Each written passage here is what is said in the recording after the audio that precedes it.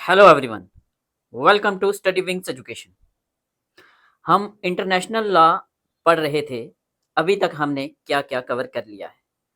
तो हमने first unit start किया था जिसमें हमने meaning, nature, basis and sources of international law को डिटेल में कवर कर लिया है। उसके बाद हमने कवर किया है नेशनलिटी, एक्स्ट्राडिशन एंड असाइलम। उसके बाद हमने types, role, communities and privileges of diplomats को भी कवर कर लिया है।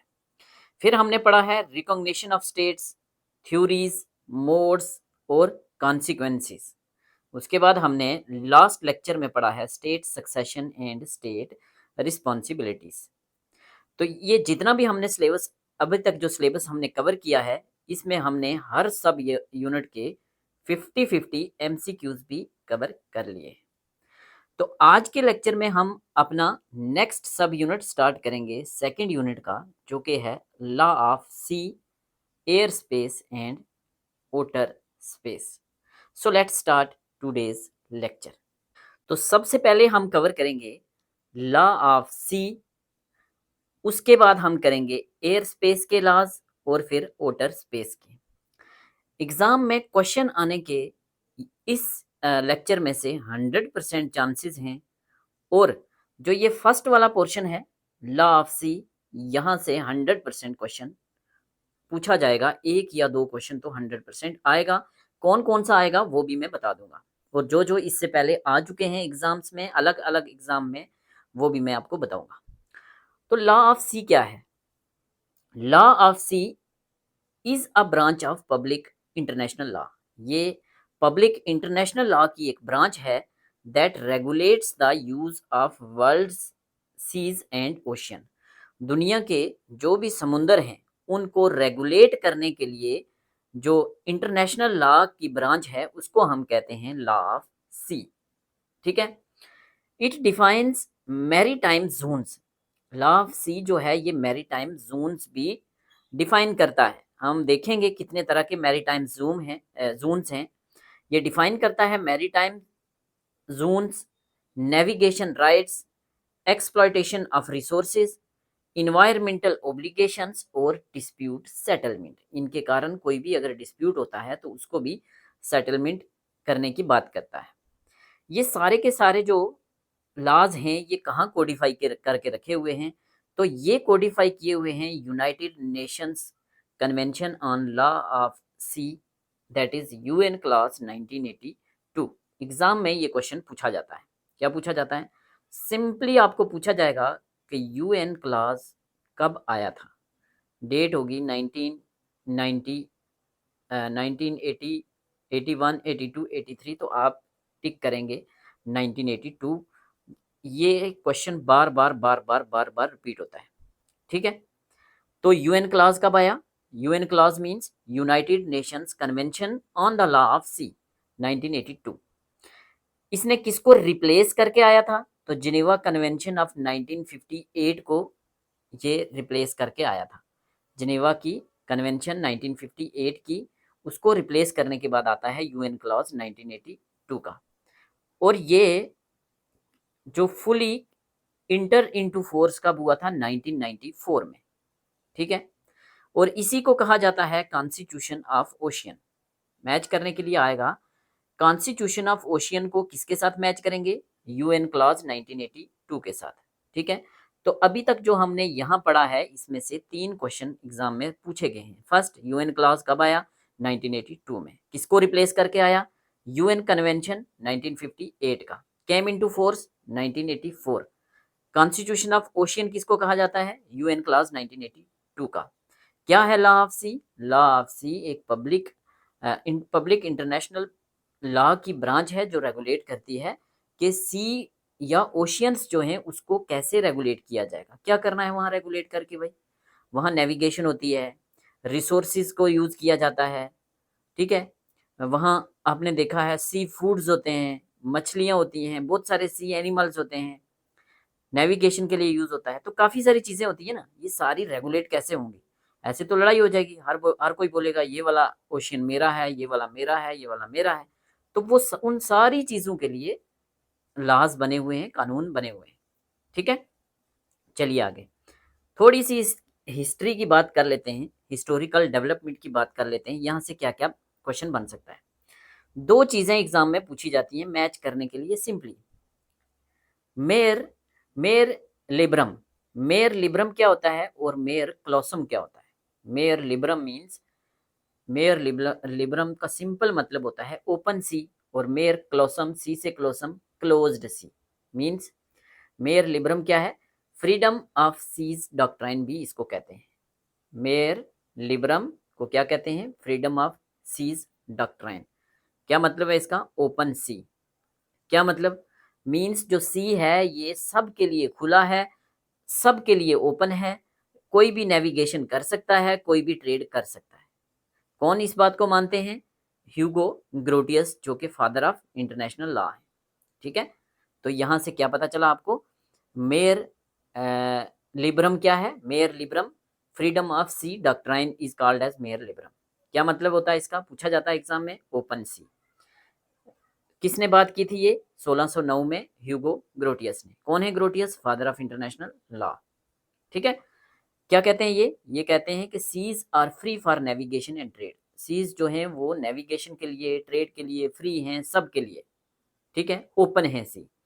उसके बाद इसको काउंटर करने के लिए आता है mare clausum. Mayor क्लोसम means closed सी। सिंपल क्वेश्चन पूछा जाएगा, मेयर क्लोसम मीन्स ओपन सी, क्लोज सी, और दो तीन चीजें होंगी तो क्लोज्ड सी की बात करेंगे आप।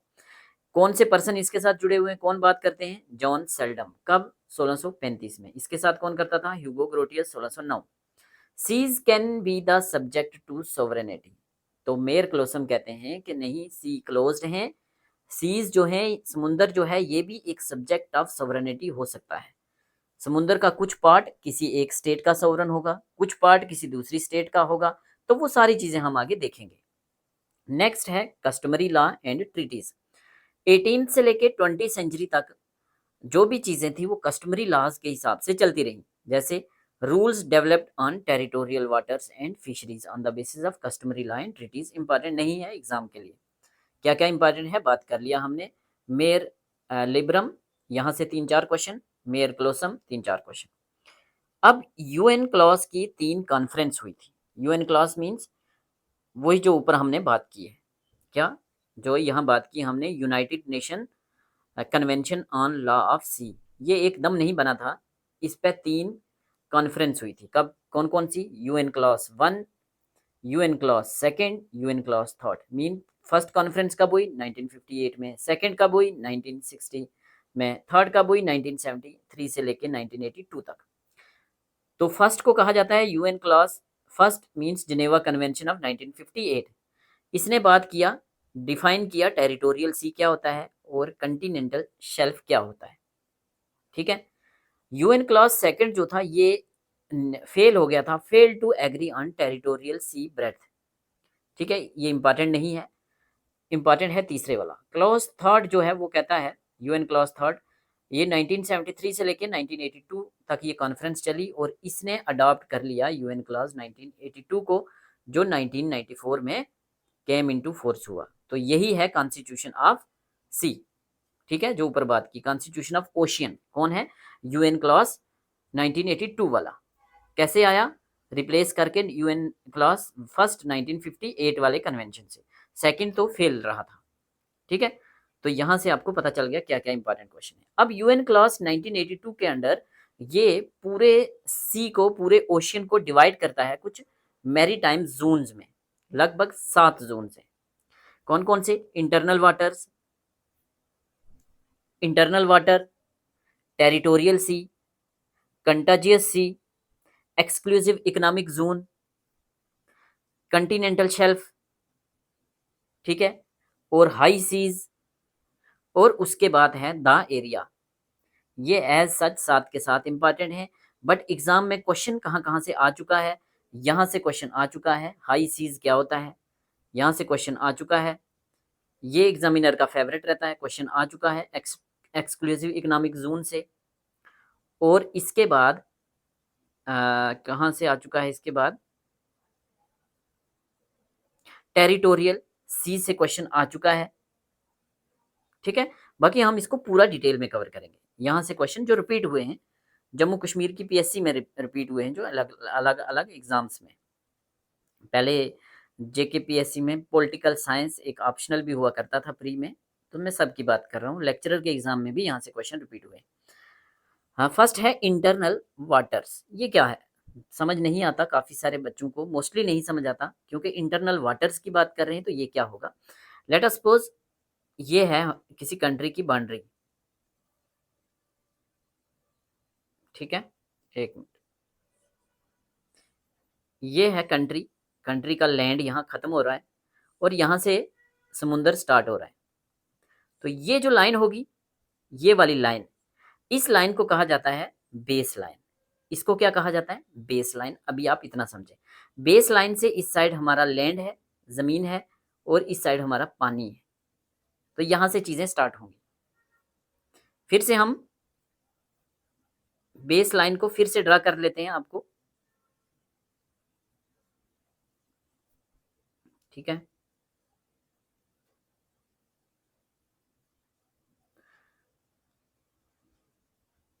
अब ये सोचो कोई दरिया है जो यहां से समुद्र में पड़ रहा है, और ये कर्व है, थोड़ी पानी इधर भी आया हुआ है, इधर भी आया हुआ है, ठीक है। तो बेस लाइन कौन सी है, बेस लाइन है हमारी ये वाली डॉटेड, ये वो बेस लाइन, इधर समुद्र आ गया, इधर खुश्की आ गई। अब फर्स्ट समझते हैं इंटरनल वाटर्स क्या होता है। Waters, waters land ward of the base line, पानी जो लैंड वार्ड की तरफ है बेस लाइन की। ये बेस लाइन थी, तो यहाँ आपने देखा कर्व में थोड़ा पानी है, कर्व में पानी है, और यहाँ से अगर कोई दरिया आ रहा है तो दरिया समुद्र में पड़ रहा है, तो यहाँ इसका पानी है, ठीक है। तो इसको हम कहेंगे इंटरनल वाटर, जो बेस लाइन से जमीन की तरफ है। Water landward of base line, low water line along the coast, जो कोस्ट के साथ लो वाटर लाइन है उसको कहते हैं इंटरनल वाटर। यहाँ से क्वेश्चन क्या पूछा जाएगा कि जो सबसे पहला जो मैरीटाइम जोन है वो क्या है, इंटरनल वाटर। कौन सा, बेस लाइन से इस तरफ, जो समुद्र का पानी कर्व्स में भी हो सकता है, या इधर से जो सी वगैरह, सॉरी जो रिवर वगैरह आ रहे हैं उसका जो पानी है वो भी। तो waters landward of the base line. यहाँ क्वेश्चन पूछा जाएगा क्या यहाँ स्टेट की फुल सॉवरेनिटी होती है या नहीं। जी हाँ, स्टेट की फुल सॉवरेनिटी होगी यहाँ। क्यों, ये तो लैंड टेरिटरी की तरह ही है, तो जितनी लैंड टेरिटरी में सॉवरेनिटी होती है उतनी होगी यहाँ। फॉरेन वेसल्स यहाँ नहीं आ सकते परमिशन के बगैर। दूसरे मुल्क के कोई जहाज, शिप अगर वहां आ रहे हैं तो वो वहां नहीं आ सकते। No rights of passage without consent. ये हो गया इंटरनल वाटर्स। तो इंटरनल इंटरनल वाटर आ गया आपको समझ। क्वेश्चन पूछा जा सकता है, इंपॉर्टेंट है, एक एक कंसेप्ट को समझकर चलना है, ठीक है। ये थी बेस लाइन, यहाँ से एक इधर पानी है, इधर समुद्र है, इधर खुश्की है, थोड़ा इधर पानी ऐसे बल्ज हुआ है, अंदर गया हुआ है, और यहाँ से सपोज करो दरिया आ रहे हैं। तो बेस लाइन से इधर जो भी पानी होगा ये है इंटरनल वाटर। यहाँ फुल सॉवरेनिटी स्टेट की होती है, यहाँ फॉरेन वेसल्स का कोई राइट नहीं होता। तीन क्वेश्चन ही बनते हैं इससे। चलिए, सेकंड है टेरिटोरियल सी। अब टेरिटोरियल सी क्या होता है, टेरिटोरियल सी जो है extend up to 12 nautical mile from the base line. ये है बेस लाइन, यहाँ इधर है हमारी जमीन किसी कंट्री की, और इधर है पानी। तो यहां से हम मेजर करेंगे बेस लाइन से लेके यहां तक 12 एनएम तक। इंपॉर्टेंट है, एग्जाम में पूछा जाता है। एनएम क्या होता है, नॉटिकल माइल। एनएम क्या होता है, नॉटिकल माइल। जो जमीन को अगर हमने मेजर करना है तो हम किलोमीटर में मेजर करते हैं, और समुद्र को हमने मेजर करना है तो हम एनएम में करते हैं, नॉटिकल माइल में करते हैं। एक नॉटिकल माइल कितना होता है, तो एक नॉटिकल माइल होता है 1.852 किलोमीटर। एग्जैक्ट यही है, याद रखना है। ऑलमोस्ट डबल कर सकते हो आप। एक नॉटिकल माइल मीन 2 किलोमीटर से थोड़ा सा कम, 4 नॉटिकल माइल मीन्स 8 किलोमीटर से थोड़ा सा कम।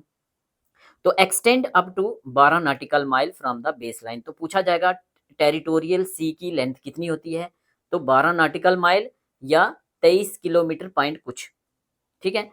कोस्टल स्टेट जो होती है उसकी फुल सोवरेनिटी होती है इस पानी के ऊपर, इस पानी के सी बेड के ऊपर, और जो ये पानी है, ये समुंदर है, इसके ऊपर की जो एयर स्पेस है, वहाँ एयर स्पेस के लिए भी कानून बने होते हैं। जो जहाज चलते हैं उनके भी रूट होते हैं। ऐसा नहीं है कि किसी रास्ते से भी पंछी चिड़ियों की तरह, परिंदों की तरह उड़ नहीं सकते, ठीक है। तो कोस्टल स्टेट की फुल सोवरेनिटी होती है इस पानी के ऊपर, या इसका जो सी बेड है उसके ऊपर, या इसके ऊपर जो एयर स्पेस है। फॉरेन शिप्स यहाँ आ सकती हैं, जी हाँ, फॉरेन शिप यहाँ enjoy the rights of innocent passage, non prejudicial to peace, security and order। Means यहाँ फुल सॉवरेनिटी जरूर है, बट कानून जो है वो जिस इसी लैंड वाली जो सॉवरन कंट्री है उसी के अप्लाई होंगे। तो यहाँ जो परमिशन के साथ शिप आ सकते हैं, ठीक है। तो यहाँ से इंपॉर्टेंट क्या है, टेरिटोरियल सी बेड का लेंथ पूछी जाए अगर, तो बेस लाइन से लेके 12 नॉटिकल माइल तक, और यहाँ फुल सॉवरेनिटी होती है। 2 क्वेश्चन ही बनते हैं यहाँ से इंपॉर्टेंट। नेक्स्ट है तीसरे नंबर का कंटेजियस जोन। कंटेजियस जोन कहाँ तक से कहाँ तक है, extend 12 to 24 nautical mile from the base line. Base line से अगर हम बात करें तो बेस लाइन से ये ऑलमोस्ट 24 नॉटिकल माइल तक जाएगा। तो या अगर टेरिटोरियल यहाँ से बात करें अगर हम टेरिटोरियल सी से, तो 12 से लेके 24 लगा लो आप, ठीक है। तो आपने याद क्या रखना है, territorial sea 12 nautical mile, contiguous sea base line से 24 नॉटिकल माइल, या टेरिटोरियल सी से 12 नॉटिकल माइल, ठीक है। तो coastal sea has power to prevent and punish infringements of customs, physical, immigration and sanitary laws. तो ये जो एरिया होता है इसके ऊपर जो भी वो कोस्टल स्टेट होती है वो कानून बना सकती है, यहाँ कस्टम ड्यूटी ले सकती है जो बाहर से यहाँ आ रही है जहाज वगैरह। तो मीन्स जो भी कानून होंगे, वो जो भी लॉज होंगे, वो कंटेजियस जोन में किसके होंगे, वो कोस्टल स्टेट के होंगे। क्या यहाँ फुल सोवरेनिटी होती है, नहीं होती, फुल सोवरेनिटी यहाँ नहीं होती, ओनली कंट्रोल फॉर इन्फोर्समेंट के लिए कंट्रोल कर सकते हैं, ठीक है। तो टेरिटोरियल सी में फुल सोवरेनिटी है, इंटरनल वाटर में फुल सोवरेनिटी है। इंटरनल वाटर तो बेस लाइन से अंदर वाला है, टेरिटोरियल सी फुल सोवरेनिटी 12 नॉटिकल माइल, और कंटेजियस जो है 24 नॉटिकल माइल तक है। यहाँ जो कोस्टल स्टेट है उसकी पावर्स होती है, वो रोक सकती है, पनिश कर सकती है जो भी बाकी वाली स्टेट अगर कोई एक्टिविटीज कर रही है। मींस ये जो इसके लॉज हैं वो कोस्टल स्टेट के जुरिस्डिक्शन में आते हैं, सिंपल भाषा में बात करें तो इतना याद रखना है। नेक्स्ट है exclusive economic zone, very very important, इसका पूछा जाता है लेंथ। तो ये होता है extend up to 200 nautical mile from the base line. Base line से लेके 200 नॉटिकल माइल किसका होता है, एक्सक्लूसिव इकोनॉमिक जोन का, ये क्वेश्चन। दूसरा, coastal state has sovereignty rights over, यहाँ फुल सोवरेनिटी नहीं होती, बट एक्सप्लोरेशन कर सकते हैं, रिसोर्सेज का यूज कर सकते हैं, कंजर्वेशन कर सकते हैं, जो भी यहाँ रिसोर्सेज होते हैं समुद्र में मैनेज कर सकते हैं, चाहे वो लिविंग हो चाहे वो नॉन लिविंग हो। लिविंग मीन्स चाहे वहाँ से जो एनिमल्स होते हैं हमारे, मछलियाँ होती हैं और सी फूड्स होते हैं। नॉन लिविंग अगर कोई और वहाँ से मिनरल मिल रहा है, कोई मेटल मिल रहा है, तो वो सारी चीज़ों के ऊपर सरकार जो है, सरकार की सोवरेनिटी है। But other state enjoy freedom of navigation, बाकी स्टेट्स जो हैं वो वहाँ नेविगेशन कर सकती हैं, अपनी जहाज ला सकते हैं, उसके ऊपर की जो एयर स्पेस है वहाँ फ्लाइट का इस्तेमाल कर सकते हैं। और बाकी वाली स्टेट्स जो हैं वो अगर वहाँ उस एरिया में कोई केबल डालना चाहें, पाइपलाइन डालना चाहें तो डाल सकती हैं, ठीक है। तो एक्सक्लूसिव इकोनॉमिक जोन में कोस्टल स्टेट जो है वो रिसोर्सेज को इस्तेमाल कर सकती है, बट बाकी वाली स्टेट्स रिसोर्सेज को नहीं इस्तेमाल कर सकती। हाँ, नेविगेशन के लिए, ओवर फ्लाइट के लिए, या केबल्स वगैरह बिछा सकती हैं। नेक्स्ट है कंटिनेंटल शेल्फ। अब कंटिनेंटल शेल्फ क्या होता है, कंटिनेंटल शेल्फ जैसे यहाँ से समुद्र स्टार्ट हो गया, तो ये इस समुद्र का ये एरिया है जिसमें पानी है, तो पानी हटा दो तो जो ये नीचे है ये क्या है, ये कंटिनेंटल शेल्फ है, ठीक है। जो नेचुरल प्रोलॉन्गेशन ऑफ लैंड है अप टू 200 nm, मीन्स यहाँ natural prolongation of land territory 200 nautical mile तक, 200 से 350 तक भी जा सकती है अगर क्राइटेरिया मेट हो। यहाँ coastal state has right to sea bed, जो सी बेड होता है ये, इसके ऊपर कोस्टल स्टेट्स का पूरा राइट होता है। और अगर कोई मिनरल्स हैं, यहाँ से कहीं तेल निकलता है, कोई गैस है, उसके ऊपर भी कोस्टल स्टेट का राइट होता है। Does not affect water column cover under exclusive economic zone. तो एक्सक्लूसिव इकोनॉमिक जोन का जो वाटर है वो इसके अंडर कवर नहीं होगा, मींस 200 नॉटिकल माइल तक। नेक्स्ट क्या है, high seas, very very important question पूछा जाता है, कहां तक है, एक्सक्लूसिव इकोनॉमिक जोन से आगे 200 नॉटिकल माइल तक। और क्वेश्चन क्या पूछा जाता है, which area is open to all state. तो high seas open to all state, यहाँ सब स्टेट्स नेविगेशन कर सकती हैं, सब स्टेट इसके ऊपर की एयर स्पेस को यूज कर सकती हैं फ्लाइट के लिए, फिशिंग कर सकते हैं, केबल्स डाल सकते हैं, यहाँ रिसर्च कर सकते हैं, पीसफुल पर्पस के लिए कोई भी यहाँ इसको इस्तेमाल कर सकता है, किसी भी स्टेट की सोवरेनिटी नहीं होगी। तो यहाँ से क्वेश्चन बनता है। तो हाई सीज क्या है? एरिया बियॉन्ड 200 NM, कहाँ से? एक्सक्लूसिव इकोनॉमिक जोन से, सबके लिए खुला है, सब स्टेट नेविगेशन कर सकती हैं, फिशिंग कर सकती हैं, केबल्स डाल सकती हैं, रिसर्च के लिए यूज कर सकती हैं। लास्ट है द एरिया। द एरिया या इसको कहते हैं इंटरनेशनल सी बेड एरिया। सी बेड या ocean floor beyond national jurisdiction, जो किसी एक नेशनल ज्यूरिस्डिक्शन के आगे है, मतलब नेशनल ज्यूरिस्डिक्शन के परे है, वो सारा वाला एरिया जो है वो कॉमन हेरिटेज ऑफ मैनकाइंड है। तो क्वेश्चन पूछा जाएगा कौन से वाले मैरीटाइम जोन को कहा जाता है कॉमन हेरिटेज ऑफ मैनकाइंड? तो कॉमन हेरिटेज ऑफ मैनकाइंड कहा जाता है इंटरनेशनल सी बेड एरिया को या द एरिया को। कहाँ इसकी बात की गई है? यूएन क्लास 1982 के आर्टिकल 136 बोलता है कि कॉमन हेरिटेज है ये सारी इंसानियत का, सब लोगों का। मैनेज कौन करता है इसको? मैनेज करता है इंटरनेशनल सी बेड अथॉरिटी। क्या है ये आगे हम देखेंगे। तो इंटरनेशनल सी बेड अथॉरिटी जो है वो इसको मैनेज करती है कॉमन हेरिटेज मैनकाइंड को, दैट इज एरिया को या इंटरनेशनल सी बेड एरिया को, सबके बेनिफिट के लिए। ठीक है, तो ये हमने पढ़ लिए मैरीटाइम जोन। इंपॉर्टेंट है, जो इंपॉर्टेंट है मैं फिर से 8-10 क्वेश्चन बता देता हूँ।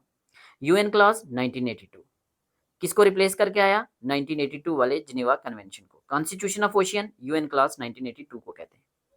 ठीक है, इसकी 3 कॉन्फ्रेंस हुई थी, UN class conference first, second, third, 1958 में, 60 में, 73 से 82 में। 82 वाली ने अडॉप्ट किया था यूएन क्लास 1982 को और केम इनटू फोर्स हुआ कब? 1994 में फुली इफेक्टिव हुआ। उसके बाद mare liberum and mare clausum. Mare liberum freedom of sea doctrine means open sea. Hugo Grotius sea जो है सबके लिए खुला है। Mare clausum means sea close है, या सी के ऊपर सोवरेनिटी हो सकती है, जॉन सेल्डम। ठीक है, उसके बाद 7 मैरीटाइम जोन है एज पर यूएन क्लास 1982। पहले इंटरनल वाटर जो बेस लाइन से अंदर है, ठीक है, फुल सोवरेनिटी। फिर टेरिटोरियल सी 12 नॉटिकल माइल तक, यहाँ फुल सोवरेनिटी है स्टेट की, कोस्टल स्टेट की। Next contagious zone 24 nautical mile तक बेस लाइन से। यहाँ क्या है? यहाँ स्टेट पनिशमेंट कर सकती है अगर कोई और यहाँ आके यहाँ मीन्स इसको एक्सप्लोर करे, या इमिग्रेशन के लिए या कस्टम वगैरह ड्यूटी टैक्स यहाँ ले सकती है, कोस्टल स्टेट के कानून चलेंगे। बट फुल सोवरेनिटी यहाँ नहीं है, सिर्फ control, only for control of enforcement, only control for enforcement sorry. फिर exclusive economic zone 200 nautical mile तक, इंपॉर्टेंट है, क्वेश्चन पूछा जाता है। कोस्टल स्टेट सोवरन है, एक्सप्लोर कर सकती है, रिसोर्सेज का यूज कर सकती है, एरिया को कंजर्व कर सकती है, नेचुरल रिसोर्सेज लिविंग हो नॉन लिविंग हो इस्तेमाल कर सकती है। बट बाकी स्टेट के लिए भी यहाँ फ्रीडम है, किसके लिए? नेविगेशन, फ्लाइट के लिए एयर स्पेस इसके ऊपर वाली यूज कर सकते हैं या केबल वगैरह बिछा सकते हैं, बस। कंटिनेंटल शेल्फ लगभग 350 नॉटिकल माइल तक जाता है। ये कोस्टल स्टेट का जो सी बेड वाला एरिया है उसमें जो भी रिसोर्सेज होते हैं उसका इस्तेमाल कर सकती है कोस्टल स्टेट। ठीक है, high seas very very important, open to all states, यहाँ हर कोई नेविगेशन कर सकता है, फिशिंग कर सकता है, फ्लाइट, अवर फ्लाइट, साइंटिफिक रिसर्च, सब कुछ, बट पीसफुल पर्पसेस के लिए सिर्फ। The area common heritage of Mankind इसको कहते हैं। कहाँ लिखा है? Article 136 of UN class. ठीक है, आर्टिकल 136 ऑफ यूएन क्लास। कौन मैनेज करता है? International sea bed authority. अब जो हमने रिवाइज किया है फिर से कर लो टेबल फॉर्म में। इंटरनल वाटर, क्योंकि एग्जाम में क्वेश्चन यहाँ से ही आएगा। इंटरनल वाटर जो land word of base line से अंदर लैंड की तरफ होता है, फुल सोवरेनिटी होती है यहाँ। टेरिटोरियल सी 12 नॉटिकल माइल तक सोवरेनिटी होती है, प्लस इनोसेंट पैसेज होता है फॉरेन शिप्स के लिए, ये वर्ड एज सच पूछा जाता है। कंटाजियस जोन 24 नॉटिकल माइल तक, लिमिटेड कंट्रोल होता है, कस्टम, फिजिकल, इमिग्रेशन, सैनिटरी वगैरह, ये कंट्रोल जो होता है कोस्टल स्टेट के ऊपर होता है, कोस्टल स्टेट करती है ये वाले control. Exclusive economic zone very very important, 200 nautical mile तक बेस लाइन से। सोवरेनिटी होती है, रिसोर्सेज को दबा के इस्तेमाल करो, बट फुल सोवरेनिटी यहाँ नहीं है, दूसरी पार्टीज जो है केबल वगैरह डाल सकती हैं, नेविगेशन कर सकती हैं। कंटिनेंटल शेल्फ 200 से 300 350 एनएम, यहाँ राइट्स होता है सी बेड के ऊपर, या जो रिसोर्सेज वगैरह हैं वो इस्तेमाल कर सकती है कोस्टल स्टेट। हाई सीज 200 से आगे सब के लिए ओपन, ठीक है। द एरिया जो पूछा जाएगा नेशनल ज्यूरिस्डिक्शन के बियॉन्ड जो एरिया है उसको क्या कहते हैं, द एरिया कहते हैं। कॉमन हेरिटेज ऑफ मैनकाइंड इसको कहा जाता है। तो ये हमने कवर कर लिए ऑलमोस्ट डिटेल में सी के लॉ ऑफ सी।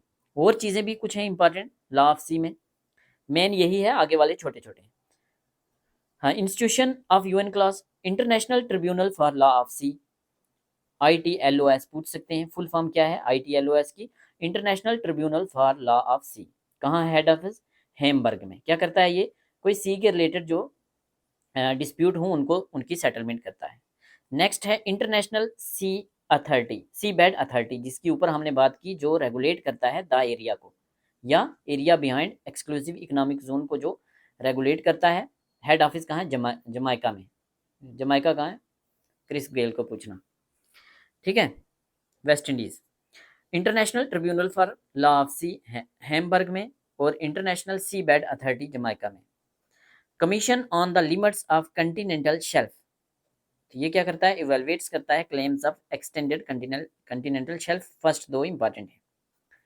नेक्स्ट है रीसेंट डेवलपमेंट, तो साउथ चाइना सी का डिस्प्यूट अभी आपने देखा, साउथ चाइना पे चाइना कहता है जी मेरा है, इंडिया चाइना रिलेशन में मैंने डिटेल में किया है।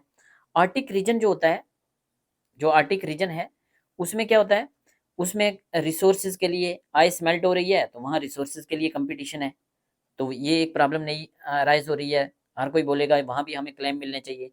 Marine environment, debates on plastic pollution, climate change, marine biodiversity. 2003 में जो हाई सीज ट्रीटी है, जिसको BNJ एग्रीमेंट कहते हैं, इंपॉर्टेंट है, ऐसे पूछा जाएगा, BBNJ एग्रीमेंट। फुल फॉर्म नहीं होती इसकी बताई हुई, ऐसे पूछा होता है BBNJ एग्रीमेंट, तो 2023 का है। हाई सी ट्रीटी इसको कहते हैं, also called as UN high seas treaty, ठीक है। ये क्या है, protection of biodiversity behind national jurisdiction. Full form है biodiversity behind national jurisdiction agreement, के जो नेशनल ज्यूरिस्डिक्शन के बाहर वाला एरिया है, द एरिया, उसकी बायोडाइवर्सिटी भी तो मेंटेन करके रखनी है, ऐसे तो सारे लूट लेंगे, ठीक है। तो फिर से इंपॉर्टेंट क्वेश्चन रिवाइज कर लो। टेरिटोरियल सी 12 NM तक, very very important. Contagious zone 12 nautical mile, exclusive economic zone 200 nautical mile, Continental shelf 200 से 250 350। जो इंस्टीट्यूशन पढ़ा हमने ITLOS, ये वाला international tribunal for law of sea, कहाँ, हेमबर्ग जर्मनी में। Next ISA location Jamaica, UN CLOS 1982 जिसको कॉन्स्टिट्यूशन कहते हैं सी का, कब केम इनटू फोर्स हुआ, 1994। कॉमन हेरिटेज ऑफ मैनकाइंड किसको कहते हैं, डीप सी बेड जो होता है, वेरी वेरी इंपॉर्टेंट, ठीक है जी। चलिए आगे, तो ये हमने लॉ ऑफ सी को डिटेल में कवर कर लिया। जल्दी जल्दी करते हैं रिमेनिंग दो भी। लॉ ऑफ एयर स्पेस, भाई एयर स्पेस के लिए भी कानून होते हैं, जहाज ऐसे ही नहीं कि कहीं भी उठा के ले जाओ उनको, ठीक है। एयर स्पेस क्या होता है, air space refers to the space above the state's territory, land and territorial water, ठीक है। टेरिटोरियल वाटर याद रखो क्या था, टेरिटोरियल वाटर, टेरिटोरियल वाटर कितने तक था, 12 नॉटिकल माइल तक, जहां फुल सोवरेनिटी थी। तो एयर स्पेस में फुल सोवरेनिटी कहां तक होती होगी, ये सपोज करो इंडिया की लैंड है, तो इंडिया की लैंड के ऊपर वाला जो एरिया है, एक तो इंडिया की पूरी लैंड प्लस टेरिटोरियल सी तक, ठीक है, टेरिटोरियल सी तक, territorial sea means 12 nautical mile तक, उसके ऊपर फुल सोवरेनिटी होती है स्टेट की, ठीक है। तो एयर स्पेस क्या है, refer to the space above states की टेरिटरी के ऊपर वाला स्पेस जो है वो एयर स्पेस होता है, चाहे वो लैंड वाला हो या टेरिटोरियल सी वाला हो, टेरिटोरियल वाटर वाला हो। अब यहाँ मेन क्वेश्चन क्या है, क्वेश्चन ये है कि how far does a states sovereignty extend vertically above its territory, उसकी स्टेट की टेरिटरी के ऊपर अगर हम खड़े जाएं वर्टिकली, तो कहाँ तक स्टेट की सोवरेनिटी होगी हवा में, ठीक है। ये हम आगे डिटेल में पढ़ेंगे, बट एक इंपॉर्टेंट क्वेश्चन पूछा जाता है, मैंने एक्स्ट्रा डाल दिया, पहले ये देख लो। क्वेश्चन पूछा जाता है कि जो ये हम जहाज होते हैं, जिस फ्लाइट में आप बैठ के जाते हो जम्मू से श्रीनगर दिल्ली, या ये जो एरोप्लेन्स होते हैं ये कौन सी लेयर में उड़ते हैं। तो मोस्ट ऑफ एरोप्लेन्स जो भी ट्रैवलिंग में यूज होते हैं वो ट्रोपोस्फियर में उड़ते हैं वेरी वेरी इंपॉर्टेंट। ठीक है, जहाज वगैरह कहाँ उड़ते हैं? ट्रोपोस्फियर में एग्जाम में क्वेश्चन पूछा जाता है। बल्कि जो सुपरसोनिक जेट्स होते हैं वो स्ट्रेटोस्फियर में उड़ते हैं। और स्पेस क्राफ्ट तो जाहिर सी बात है, स्पेस में जा रहे हैं तो स्पेस क्राफ्ट जो होते हैं वो थर्मोस्फियर में उड़ते हैं या एक्सोस्फियर में। तो सबसे ज़्यादा कॉमन क्वेश्चन पूछा जाता है ये वाला, एरोप्लेन कहाँ उड़ते हैं? ट्रोपोस्फियर में। सुपरसोनिक जेट्स वगैरह स्ट्रेटोस्फियर में, और स्पेस क्राफ्ट तो स्पेस के लिए जा रहे हैं तो वो थर्मोस्फियर में ही होंगे। बट आपको ये वाला क्वेश्चन पूछा जा सकता है। चलिए, principles of air law, air law के भी कुछ प्रिंसिपल होंगे, एयर स्पेस के लॉ के।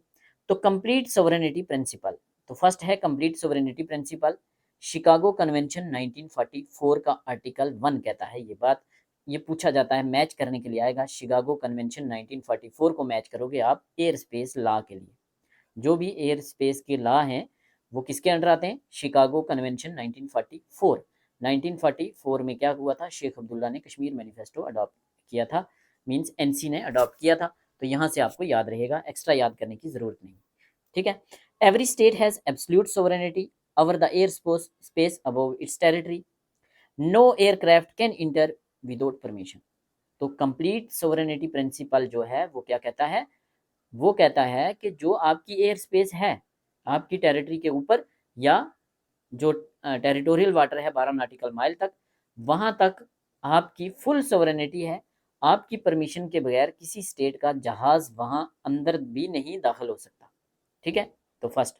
नेक्स्ट है freedom of air principle, inspired by the law of high sea. ये हाई सी से इंस्पायर होकर बना। हाई सी कौन सा एरिया था? जो सबके लिए ओपन था। तो उससे ये कहता है कि जनाब एयर स्पेस तो सबके लिए खुली होनी चाहिए, बट ये जो है not accepted due to security concern की वजह से इसको एक्सेप्ट नहीं किया जाता। सबसे इंपॉर्टेंट फर्स्ट वाला ये शिकागो कन्वेंशन वाला। Middle ground principle, effective control theory कहते हैं इसको। States exercise sovereignty over air space to extend necessary for security and control, but water space began where effective control ceases. तो middle ground theory क्या कहती है? State exercise करती है sovereignty over air space जहां जहां तक उसकी जरूरत है, बट फॉर किसके लिए? सिक्योरिटी के लिए, सिक्योरिटी कंट्रोल के लिए। तो ये भी जो है इसकी भी का भी लिमिटेड यूज़ है। हमने आपने सिर्फ ये फर्स्ट वाला याद रखना है, बाकी मैंने डाल दिए हैं, जो पढ़ना चाहे पढ़ सकता है। मेजर इंटरनेशनल कन्वेंशन, तो यहाँ एक दो कन्वेंशन याद रखना है आपने, बाकी मैंने सारे डाले हैं। एक तो ये याद रखना है, शिकागो कन्वेंशन 1944 का, establish the international civil aviation organisation. तो इसी के under international civil aviation organisation बना था। तो ये क्या कहता है? एयर स्पेस के ऊपर आपकी कंप्लीट सोवरेनिटी है। क्लासिफाई करता है सिविल और मिलिट्री स्टेट क्राफ्ट को। सिविल जो जनता के लिए, सिविल के लिए यूज होते हैं, वो तो जा सकते हैं, आगे पीछे भी हो सकते हैं, बट जो मिलिट्री वाले होते हैं ना वो सिर्फ और सिर्फ अपनी स्टेट में ही, दूसरे की स्टेट में जाएंगे तो वो गिरा दिए जाएंगे। ठीक है, civil aircraft right under agreement, state craft need special permission. ठीक है, क्या कहने का मतलब है? कौन सा कन्वेंशन है जो एयरक्राफ्ट को दो पार्ट में डिवाइड करता है? एक सिविल, एक स्टेट। सिविल तो जो सिविल पब्लिक के लिए यूज होते हैं, जिनमें हम ट्रैवल करते हैं, तो वो तो ओपन है, जा सकते हैं दूसरे की टेरिटरी में भी। बट जो स्टेट वाले हैं, स्टेट मीन्स जो सरकार वाले हैं, पुलिस, मिलिट्री, इनको दूसरी स्टेट की परमिशन चाहिए होती है। नीड स्पेशल परमिशन होगी तभी जाएंगे, मीन्स दूसरी स्टेट की तो नहीं, इंटरनेशनल लॉ की परमिशन होगी। इंटरनेशनल सिविल एविएशन ऑर्गेनाइजेशन के अंडर आ रहे हैं, या जो शिकागो कन्वेंशन है उसके अंडर आ रहे हैं। तो यहाँ से क्या पूछा जाता है? शिकागो कन्वेंशन 1944 का जो एप्लीकेबल है। अगर पूछा जाए सबसे पहला कौन सा है, तो पेरिस कन्वेंशन 1919 का। 1919 में जलियांवाला बाग हुआ था। प्रोलेक्ट एक्ट आया था, गवर्नमेंट ऑफ इंडिया एक्ट 1919 आया था, माइनॉरिटीज को स्पेशल इलेक्टोरेट मिला था। तो ऐसे याद रख सकते हैं। तो first recognised state sovereign in air space required permission for foreign aircraft. तो इसने बोला था फॉरेन एयरक्राफ्ट को परमिशन लेनी पड़ेगी, मतलब दूसरे की टेरिटरी में जाना है। बट सबसे पहला वाला या पूछा जाए तो पेरिस कन्वेंशन। जो मेन इंपॉर्टेंट यूज होता है वो शिकागो कन्वेंशन। बाकी टोक्यो कन्वेंशन 1963 का, हेग कन्वेंशन 1970 का, और मॉन्ट्रियल कन्वेंशन 1971-79 का। ये आप पढ़ सकते हैं, एग्जाम के लिए कुछ एक्स्ट्रा इंपॉर्टेंट नहीं है। की इश्यूज इन एयर स्पेस, तो की इश्यूज इन एयर स्पेस ये भी आप पढ़ सकते हैं, ज़्यादा इंपॉर्टेंट नहीं है। Civil aviation and sovereignty, state aircraft, hijacking and terrorism, drones, ये सारी चीज़ें आप पढ़ सकते हैं। इंपॉर्टेंट केस जब थ्योरेटिकल एग्जाम होता है, सब्जेक्टिव एग्जाम, तो वहां आप ये केस जो हैं लिख सकते हैं।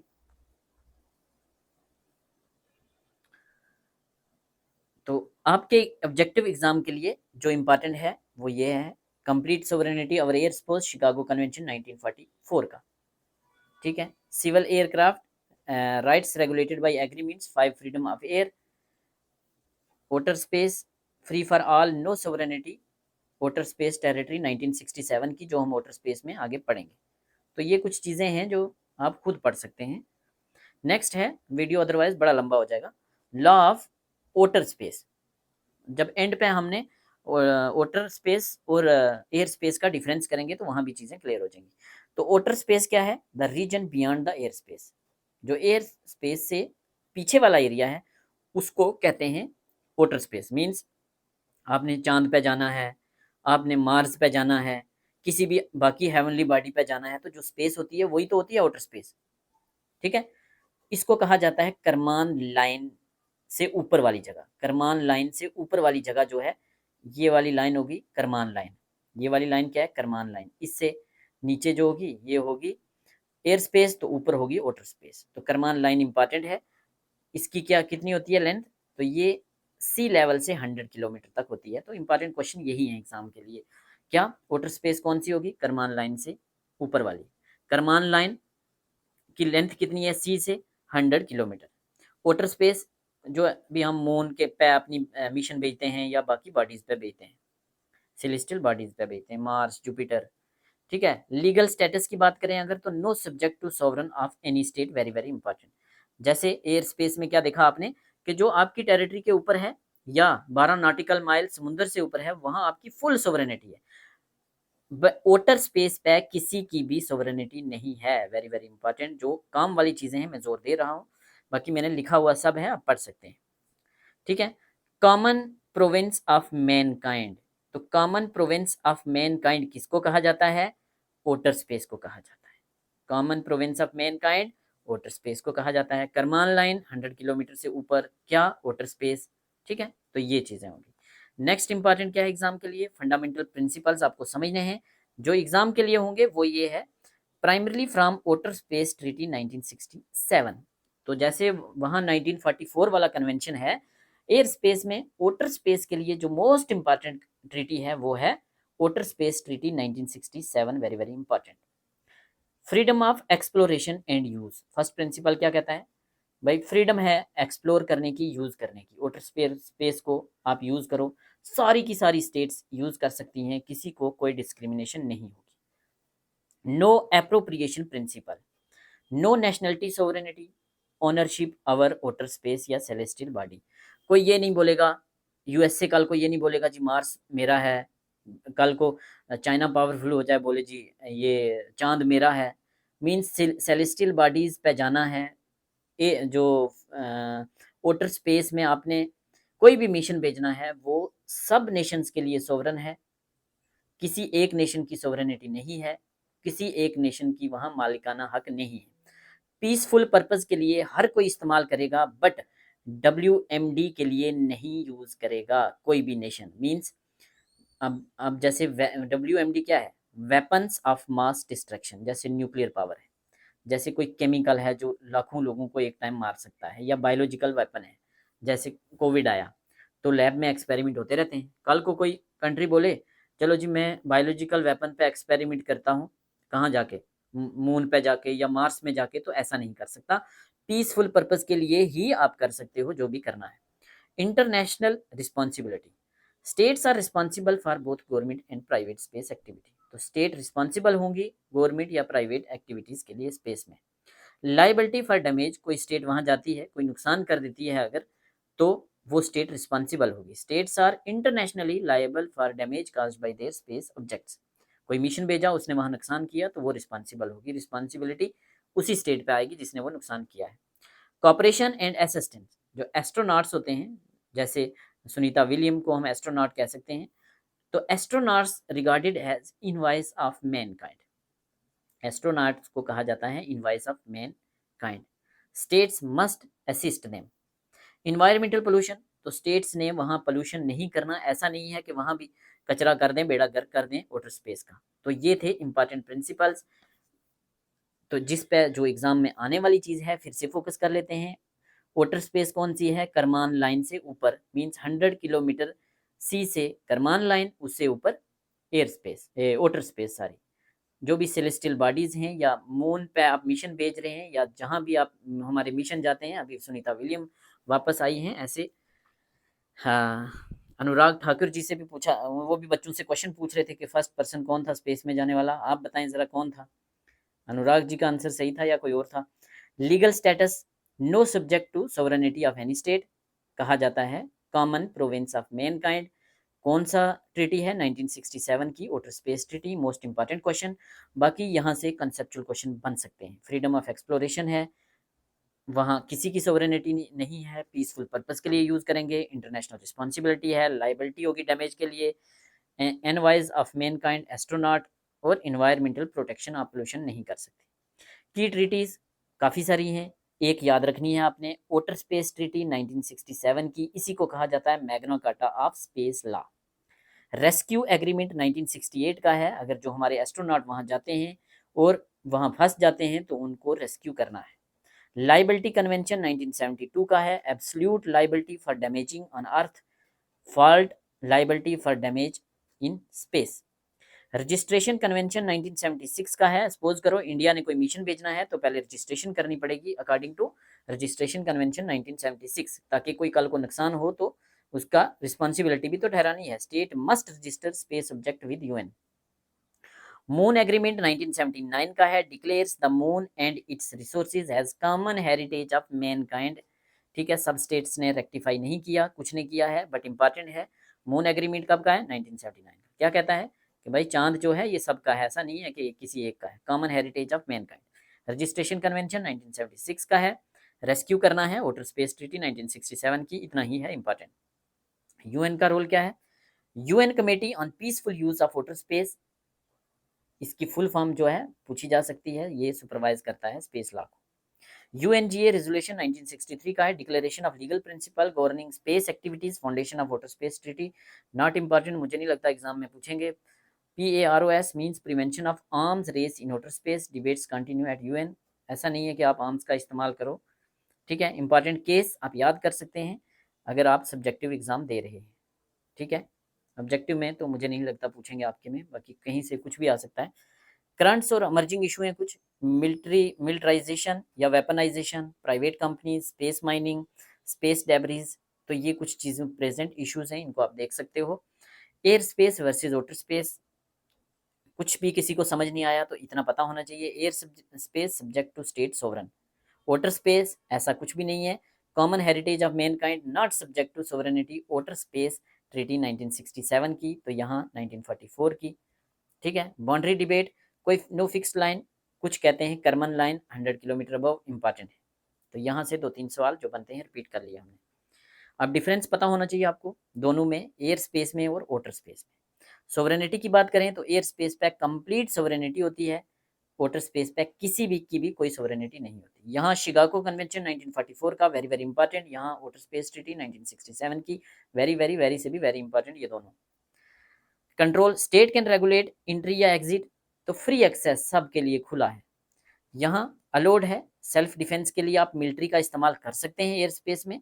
आपकी स्पेस में पाकिस्तान का जहाज आ गया है तो ठोक दो, बट यहाँ ऐसा कुछ नहीं होगा। वाटर स्पेस में कोई भी मास डिस्ट्रक्शन वाला वेपन आप इस्तेमाल नहीं करेंगे, ठीक है।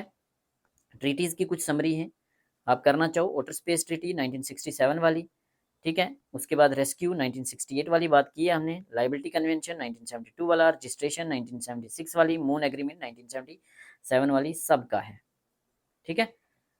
तो हाँ, यहाँ से क्वेश्चन बन सकता है, सिंपल क्वेश्चन बन जाएगा, गलत हो जाएगा। क्या लॉ ऑफ सी जो है ये कौन सी मिनिस्ट्री के अंडर आते हैं? तो मिनिस्ट्री ऑफ अर्थ साइंस के अंडर आते हैं लॉ ऑफ साइंस। अभी कौन है मिनिस्टर? तो डॉक्टर जितेंद्र सिंह, उधमपुर कंस्टिट्यूंसी से ये आते हैं, इंडिपेंडेंट चार्ज है इनके पास। एयर स्पेस के लिए कौन सी मिनिस्ट्री है? तो मिनिस्ट्री ऑफ सिविल एविएशन है, किंजारप्पू राम मोहन नायडू अभी मंत्री हैं, इंपॉर्टेंट है, ठीक है। वाटर स्पेस लॉ, तो याद रखना, मिनिस्ट्री ऑफ सिविल एविएशन के अंडर नहीं आता, डिपार्टमेंट ऑफ स्पेस के अंडर आते हैं, पीएमओ के अंडर होता है ये, तो प्राइम मिनिस्टर आपको पता ही है, और साथ में इनके एमओएस हैं डॉक्टर जितेंद्र सिंह। तो यहाँ से 3 क्वेश्चन हैं, एक आपके एग्जाम में बन सकता है, ठीक है। बाकी इसके बाद मोस्ट इंपॉर्टेंट जो टॉप 50 या 30 एमसीक्यूज नेक्स्ट वीडियो में लाऊंगा, जो कसर बची है वो निकल जाएगी। बट जो सबसे इंपॉर्टेंट क्वेश्चन है, अगर लास्ट के 10 सेकंड में मैं आपको बताऊं जो आपके एग्जाम में पूछे जाएंगे, तो वो यूएन क्लॉज 1982 1958 के कन्वेंशन को हटा के बनाया, ओपन सी क्लोज सी पता होना चाहिए, ठीक है। उसके बाद territorial sea 12 nautical mile, very very important. Exclusive economic zone 200 nautical mile, very very important. High seas 200 से बियॉन्ड, सब के लिए खुला है, इसकी करेक्टरिस्टिक सारी, और कॉमन हेरिटेज ऑफ मैनकाइंड, ठीक है, अंडर आर्टिकल 136। बाकी ये टेबल तो रट्टा मार लेना है, एग्जाम में पूछा जाएगा। फिर फर्स्ट 2 जो हैं, ये इनका इंस्टीट्यूशन हेडक्वार्टर कहाँ है। फिर ये क्विक रिवीजन वाले 8 पॉइंट। लॉ ऑफ सी में सिंपल सी बात, जो 2-4 चीज़ें बोली हैं, शिकागो कन्वेंशन 1944 का, जहाज़ कहाँ उड़ते हैं, ट्रोपोस्फीयर में। फिर पेरिस कन्वेंशन पहला, शिकागो 1944 का। मॉन्ट्रियल कन्वेंशन पे भी सिविल सर्विस में क्वेश्चन पूछे गए हैं, ठीक है। ये उसके बाद तो ये चीज़ें हम पढ़ने ही लिए। यहाँ से fundamental principle, water space treaty 1967 की, वेरी वेरी इंपॉर्टेंट है, बाकी कंसेप्चुअल क्वेश्चन बन सकते हैं। Magna carta of space law कौन है, वाटर स्पेस ट्रीटी 1967 की, और यूए और सी का कॉन्स्टिट्यूशन कौन है, यूएन क्लॉज 1982, ठीक है। तो ये डिफरेंस वेरी वेरी इंपॉर्टेंट, 4 के 4 डिफरेंस। थ्योरीज इंपॉर्टेंट है, मून वाली 1979, 1967 वाटर स्पेस रेस्क्यू 1968, रजिस्ट्रेशन 1976, और ये तीन महान आदमी, महान minister doctor Jitendra Singh, ministry of earth science के अंडर आता है, ठीक है। कौन, लॉ ऑफ सी। तो ये सारे ये हैं चीज़ें। Thank you so much. Lecture कैसा लगा कमेंट सेक्शन में ज़रूर बताएं। हमारे नोट्स अवेल करने के लिए हमें व्हाट्सअप करें, व्हाट्सअप नंबर डिस्क्रिप्शन में मेंशन है। कमेंट सेक्शन में ज़रूर बताना, आज के लेक्चर में शायद थोड़ी एनर्जी मेरी कम रही है, जल्दी जल्दी करवाया है मैंने, बट कोशिश की मैंने कि इंपॉर्टेंट चीज़ें आपके दिमाग में चली जाएँ। Thank you so much.